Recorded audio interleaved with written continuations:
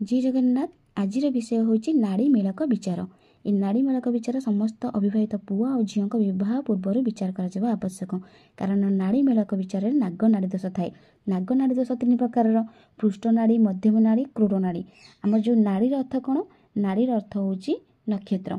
आमर 27टी नक्षत्र अच्छी से 27टी नक्षत्र ये जो तीन भाग में व्यक्त कर पृष्ठ नाड़ी, मध्यम नाड़ी, क्रूर नाड़ी से रखा जाइए। तेणु बर कन्या राशि नक्षत्र यदि गोटे धाड़ी बा गोटे नाड़ी पड़े ताहले ताहा अशुभ अटे। ए क्षेत्र में ए विवाह संपूर्ण वर्जनीय, कारण नाग नाड़ी दोष आदौ विवाह कार्य करा जाए नहीं। जदि गोटे पुअर नक्षत्र 3 आ गोटे झीर नक्षत्र 21 से कौ नाड़ी पड़ला? पृष्ठ नाड़ी पड़ला। जदि पृष्ठ नाड़ी पड़ला ताहले विवाह पर कौन हम ना विवाह पर रोग व्याधि लगी रहा। आ जदि गोटे झीर हम 7 नक्षत्र आ गोटे पुअर नक्षत्र 19 ताले मध्यम नाड़ी है, ताले विधवा जोग हम। आ क्रूर नाड़ी कौन ना? जदि गोटे झीर नक्षत्र 5 गोटे पुअर नक्षत्र 18 ताले क्रूर नाड़ी पड़े संतान हानि जोग होता है।